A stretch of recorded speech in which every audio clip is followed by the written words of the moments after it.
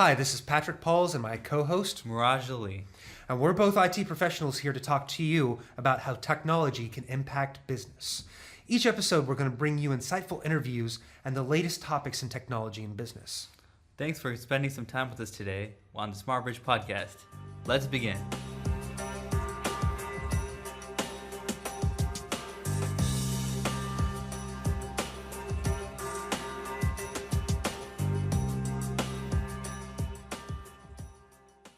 In today's episode, Victor Lang interviews James Pham of Avinir Pharmaceuticals. Avinir Pharmaceuticals is a model of the digital transformation in the medical industry as they strive and develop new and innovative medical solutions. The company experienced a huge growth and went from about 20 or 30 employees to well over 600 in less than 5 years. In 2010, they produced a drug that was actually FDA approved, and that spurred a good portion of that growth. Avinir's is one of the most transformational organizations in the terms of technology. They use this technology to automate processes and to make the business more efficient. One of the key factors in allowing this digital transformation to occur is the company culture. They really have created a family environment, and even though it's scaled up so much and so quickly, they still are able to keep that organization, that feel. Additionally, they've always had a company culture of agility and the ability to react quickly to situations, and that has also allowed them to grow and be such an effective company as they do. So you're saying basically, when they did their research and they came out with that FDA-approved drug, they were basically forced to grow. They were forced to grow at a huge rate. I mean, how many companies do you know in 5 years increase by 20 times? Yeah, I mean, they're talking about 20 times the employee base in less than 5 years. Yeah. So, I mean, the good thing with this company is that they were forced to change and grow, but the way they went about it, just shows how transformational this company is and how technology has helped them kind of do that. They were able to leverage technology and internal processes to accomplish a goal that a lot of people consider next to impossible. Yeah. So James spoke about, like you mentioned, company culture, which is a key thing in driving a successful organization. But he also spoke about accounting for disruptive technologies and some of the challenges they had with that. Well, fundamentally, whenever you use technology or you use a new tool and you implement that and ingrain it into the business processes, you're going to have some growing pains. Yeah. I mean, you look at the end users, and anytime you change anything, the end users complain. Realistically, what we're talking about is a training issue here, that these users have become insanely efficient in what they do and how they do it, and using the tools that they have available to them. And if you change the tool, you do a major update to them, or you implement a new tool that gives them additional functionality that they don't know how to use, it can actually interrupt that business flow and that continuity. I mean, maybe even it goes so far as to say that the synergy. And it can be like the smallest thing, like, oh, the print button has changed, and it just throws me off. I don't know what to do. I'm going to call IT help desk. Hey, where's the print button? I can't find it. Exactly. And working help desk for a couple years like I have, you come in and these users, and like I said, it boils down to a training issue. So I can't actually be upset with the users. At the same time, you move the print button or you change an icon, and it completely interrupts their flow. Now, that's not saying it's good or bad, and it happens, and it has to happen for technology to update. But at the same time, we double back and say it disrupts the business. Yeah, users, they're resistant. People in general, they're resistant to change. They like to do things a certain way, and anytime there's a change in that, they're gonna have a fit, or they're gonna say, "What's wrong? How do I do this?" Right? And Exactly. One of the things you mentioned, training. Avinir is actually implementing their video training to get their users acclimated to the changes, because they are changing so much with technology, because technology changes very, very rapidly. And so one of the good things that they're doing is they're providing video training and trying to make sure that they're on top of that. Another thing that James did mention was lunch and learns as well. Yeah. And for those of you who don't know what lunch and learns are, basically we get everyone together in a conference room and the company provides lunch and we sit there and we have a 45-minute, an hour-long training. That way, hey, you get a free meal and some training in at the same time. Everyone's happy. And it's a very effective training tool. Yeah, so for any organizations out there listening, those are one of the most effective ways for you to get your users to be on top of the technology that you're trying to implement, and also kind of give them a sense of that same kind of culture that you want to build of their value to the company and what value they can bring to you. And besides, no one's going to say no to free food. That's true.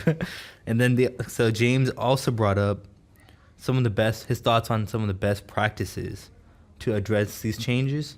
So in addition to the training or the lunch and learns, he brought up the Canon EIP implementation, which is the...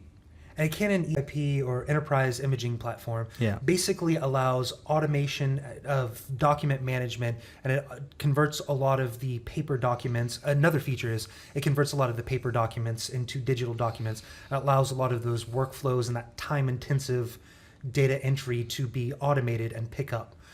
So it gets rid of a lot of manual labor and a lot of the tedious stuff that none of us like to do anyway. So essentially, they're saving time, their processes are more streamlined, but then they also, from what James said, that they have now the portability because they can now do it through email. They get purchase order approvals through email. They can get the information right where they are, and then have the information flowing through their business processes. And it's all provided on a easy to use user interface, which is a big thing for users nowadays. Yeah, one of the biggest trends we've seen come out over the past couple years is intuitive interfaces and allowing that end user experience to be improved. I mean, you go back and you look at the iPhone and the touchscreen, and you can see a lot of children and a lot of aging people that would typically be turned off by technology, and you see how easy this interface is, and they just go ahead and they use it.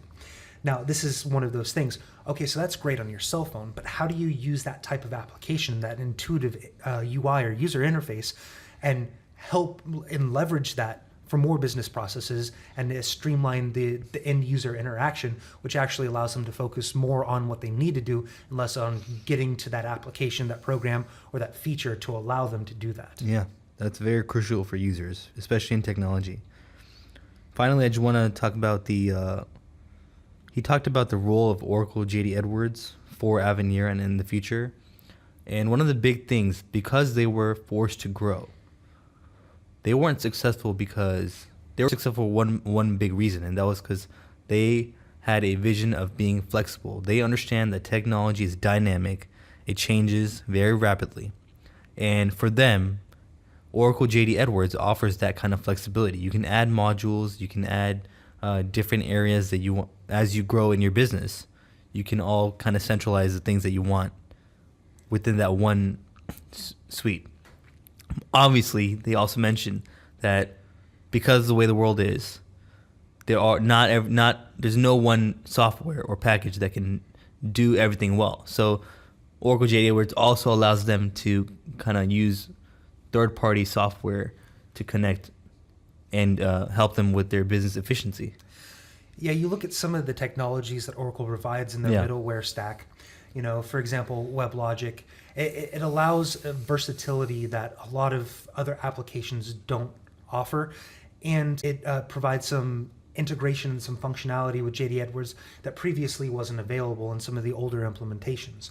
So it's interesting to say, we're talking about digital transformations in company. Yeah. Well, we're looking at major software applications, and they're going through major transformations also to accommodate the new business growth and the new demands of these companies on technology and agility and interoperability between vendors and tools and separate versions of a lot of these different software applications. So without further ado, let's get right into the interview between James Pham of Avinir Pharmaceuticals. He's the Associate IT Director there. And he got to interview with Victor Lang, the Vice President of Enterprise Systems at Smartbridge. So hello, welcome to the Smartbridge podcast. This is Victor Lang, Vice President of Enterprise Systems, and today we have a special guest, James Pham, Associate IT Director with Avinir. James is joining us today to talk a lot about some of the great innovations, great challenges that they're facing and overcoming at Avinir. To me, it's one of the most transformational companies I've seen. I mean, I just go around and I walk the hallways, and Avinir Pharmaceuticals it just seems like they're in the forefront of technology. I mean, there's innovation technology everywhere. You see wireless presentation systems in their meeting rooms, so it's pretty seamless. They're implementing some major systems, document management systems, human capital management systems. So in many ways, I feel that Avinir is a model of digital transformation, and I wanted to talk to James about it because James, you're really leading a lot of this stuff. Can you speak about your thoughts on adopting these new technologies, and what do you feel is really the driver for implementing some of these things? Well, first of all, I'd like to say good morning to you, Victor, and thank you for having me on. You're very welcome. So Avinir is in a good place. So we've been growing tremendously over the last few years, and I've been lucky enough to ask to join the team a couple of years ago. And as when I first joined, the company just went through an acquisition. Just got bought, but the nice thing is we were kept to operate independently, which allow us to grow at the speed that we need to. So with that, there was a lot of opportunities. We went through tremendous growth, like I mentioned earlier. So in the last few years, we went from I want to say around 20 to 30 employees about 5 years ago to roughly 650 now. So it put us in a sweet spot where it's time to be able to automate some of the processes. It's time to bring in some of the technology to help us run more efficiently, and pretty much trying to keep up and trying to support the business speed as we continue to grow and expand. That's awesome. So it seems like a lot of the technologies that you're implementing or adopting are really growth enablers, getting systems in place so that you can continue your upward trend toward growth and expansion. Yes. So we have a unique culture here at Avinir. We try to maintain the family-oriented, the family model, if you will, of being very high touch, excellent relationship between the different groups.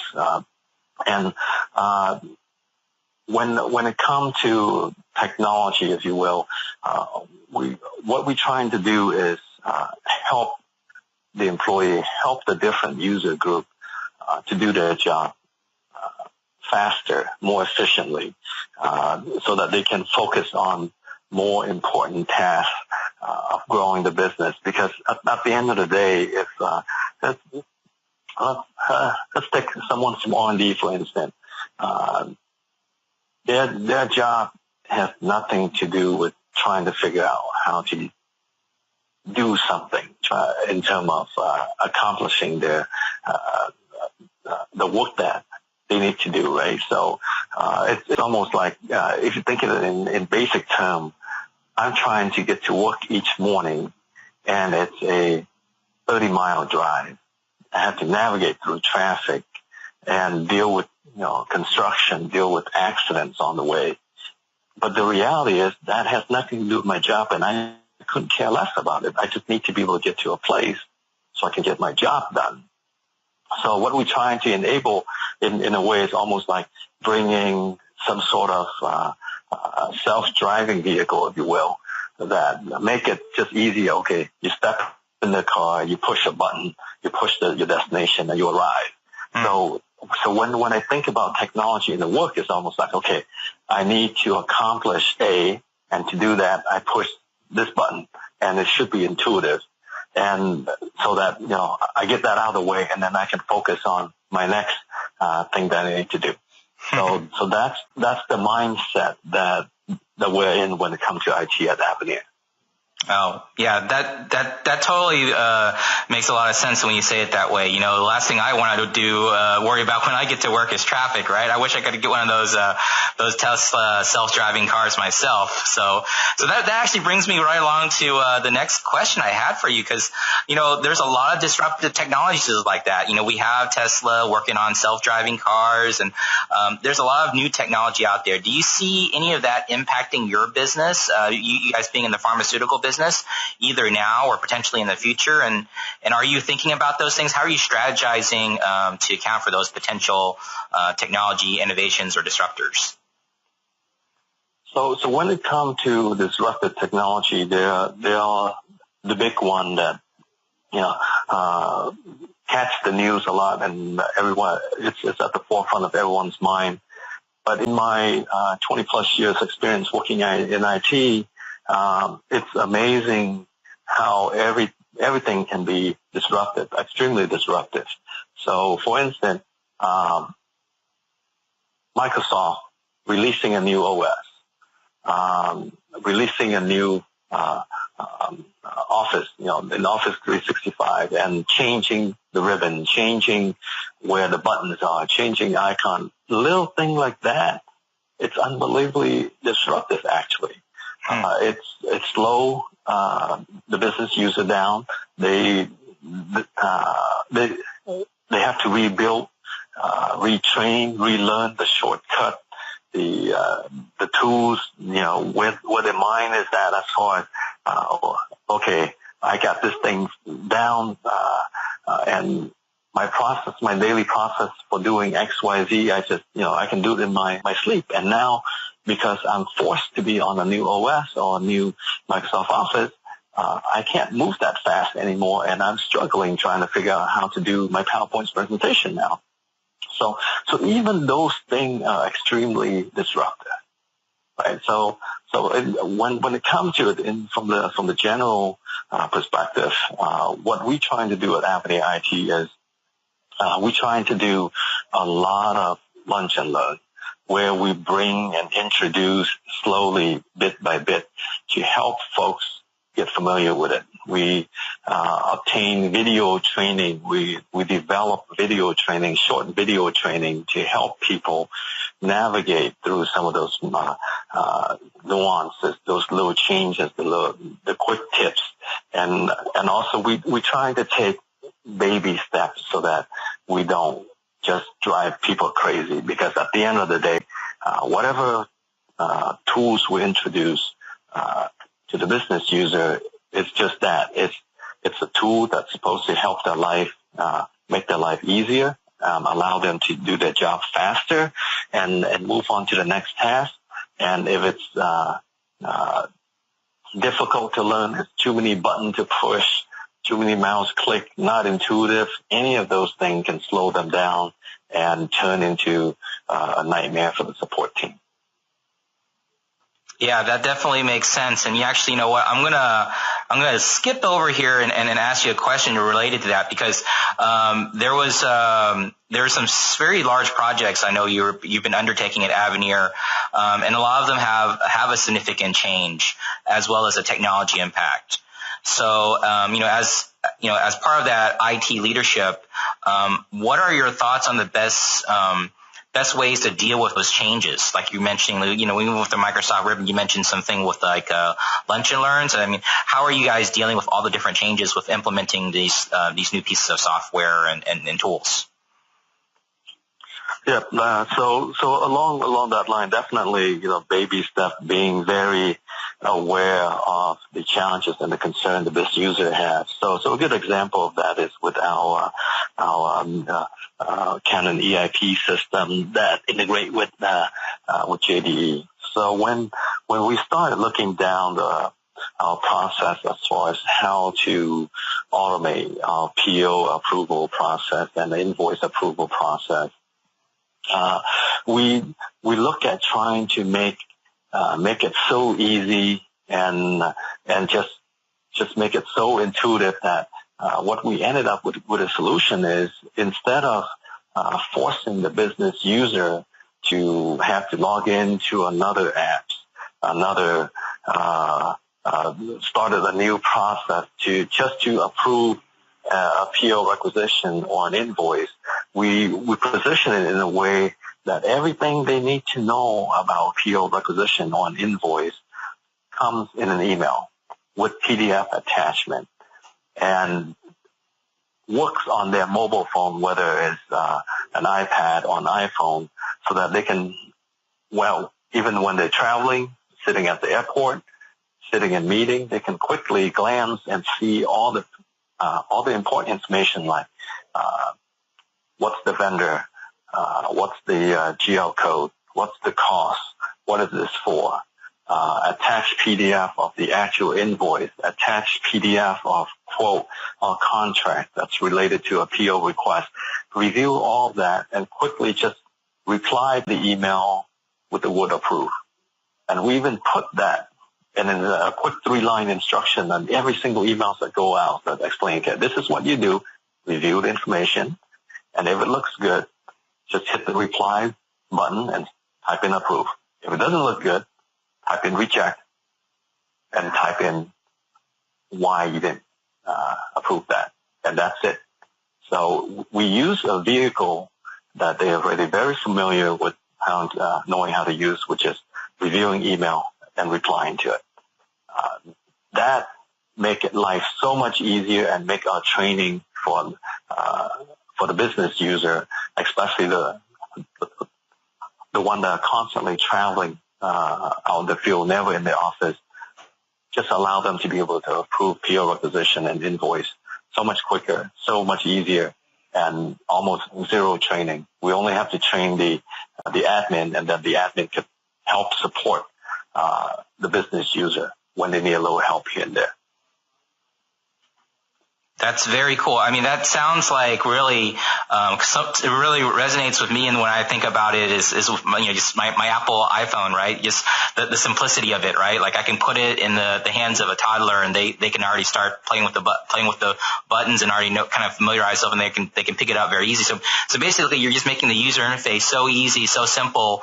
Like you said, the training is very minimal and making that change as smooth as possible for your end users. That's very cool.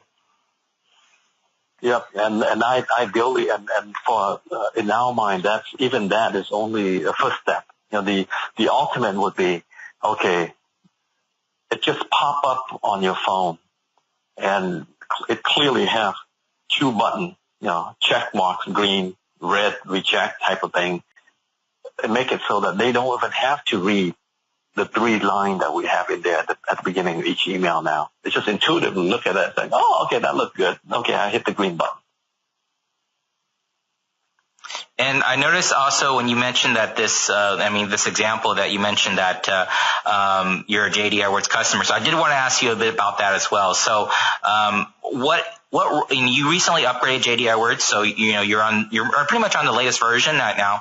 And how do you see as an Oracle JD Edwards customer, how does that play a role in the future of Avinir? So JD Edwards is definitely our financial system. It manages our entire finances from A through Z. We're probably going to be using JD Edwards as also the vendor master file, which makes total sense since we're receiving invoice and making payment anyway. Make sure it's got all the correct data and everything that we need to know about a vendor comes from JD. It just makes sense. So more than likely, that's going to continue the trend. The other piece that we're probably going to be expanding on shortly is extending that out to our manufacturing/inventory system. We don't have manufacturing in-house per se, but we do have raw material management, so we're probably going to expand to that next. Beyond that, it's kind of up in the air a little bit because we are growing extremely fast and we're constantly changing.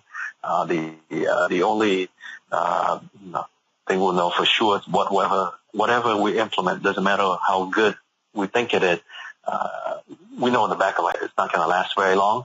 We're just trying to move the business forward and trying to keep up with the business, but more importantly, make it flexible enough that we can add on, bolt on, modify, upgrade, migrate, or even some cases replace.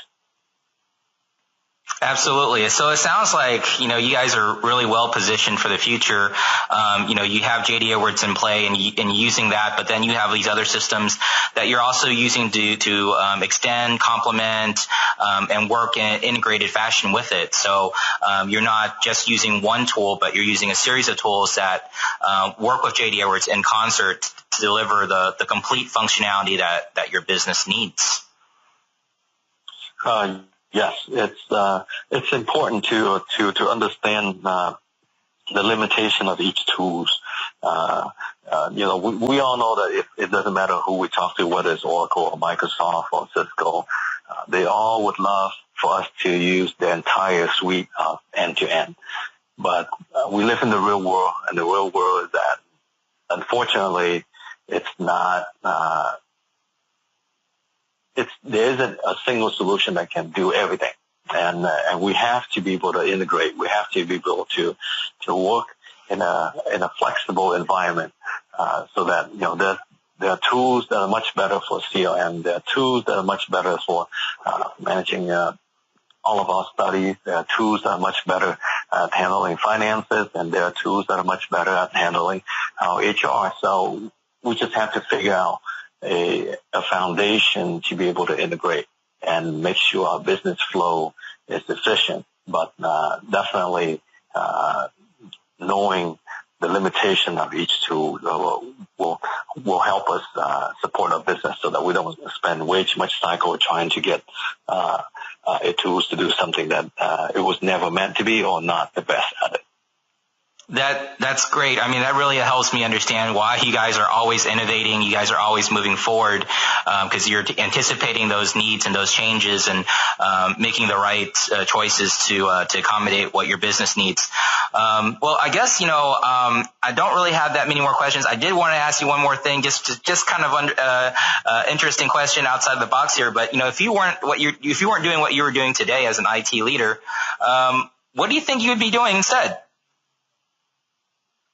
So I've been in IT for pretty much most of my career. I started out as trying to be a programmer. I found that to be too boring, too much sitting in one place in a dark place sometimes. Mm-hmm. It just doesn't suit me.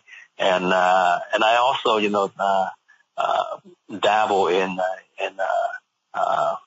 trying to be a professional photographer, and I had some fun a few summer, but that also get old, and it's also not stable enough. So IT has definitely been my career. It helped me raise a family and everything, and it's been great.